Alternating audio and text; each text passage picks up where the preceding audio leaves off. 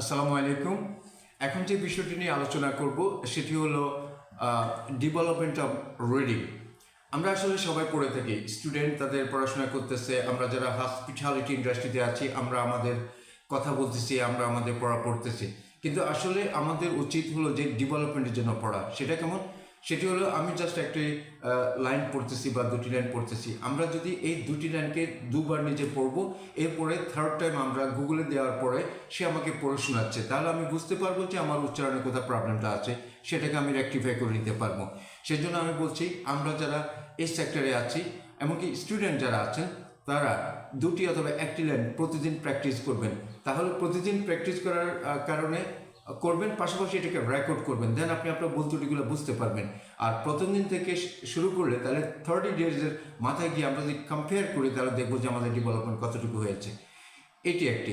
পাশাপাশি হলো আমরা যারা হসপিটালিটি ইন্ডাস্ট্রিতে আছি, আমরা প্র্যাকটিসটা করবো এইভাবে, যেমন আমাদের মেনু আছে, আমাদের ফ্রন্ট অফিসের মেনু আছে, আমাদের এসওপি আছে, ফ্রন্ট অফিসের মেনু আছে, এসওপি আছে, অথবা জব ডেসক্রিপশন আছে, সেগুলো নিয়ে আমরা এরকম 2 লাইন করে পড়বো, রেকর্ড করবো, শুনবো কন্টিনিউয়াসলি, আবার গুগলে ছেড়ে দিব, তারা আমাকে রেকটিফাই করে বুঝিয়ে দিবে যে কোথায় আমার প্রবলেম হচ্ছে।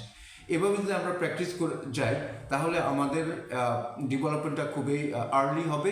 আর আমরা যারা এই পেশাতে আছি, হসপিটালিটি সেক্টরে, আমাদের দরকার এই জন্যই ডেভেলপমেন্ট অফ রিডিং এর স্ট্যান্ডার্ড, বিকজ আমরা ফ্রিকুয়েন্টলি আমরা ফরেনারদের সাথে কথা বলি, বিভিন্ন সময় রেস্টুরেন্টে হোক, সেটা রিজার্ভেশনে হোক, ফ্রন্ট অফিসে হোক, তো সেই জন্য আমরা এটাকে খুবই প্র্যাকটিস করব। আমি দুটি লাইন পড়ে শোনাচ্ছি, আমার লাইনটা যে খুবই ট্রিমেন্ডাস হবে আমি সেটা বলছি না, আমি বলছি এটা একটা প্র্যাকটিস, আমি জাস্ট দেখানোর জন্য বলছি, আপনি আমার সাথে ভালো করতে পারবেন যদি আপনি ট্রাই করেন।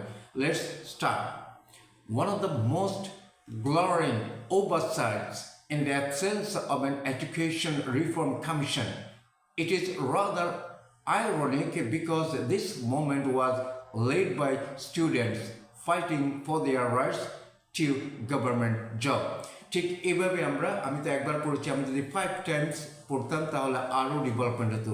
ঠিক আপনারাও এভাবে প্র্যাকটিস করবেন, তাহলে প্রতিদিনে নতুন নতুন ওয়ার্ড পাবেন, নতুন নতুন সেন্টেন্স পাবেন, এমনকি আপনার পড়া ডেভেলপমেন্ট হতে থাকবে। ধন্যবাদ শোনার জন্য।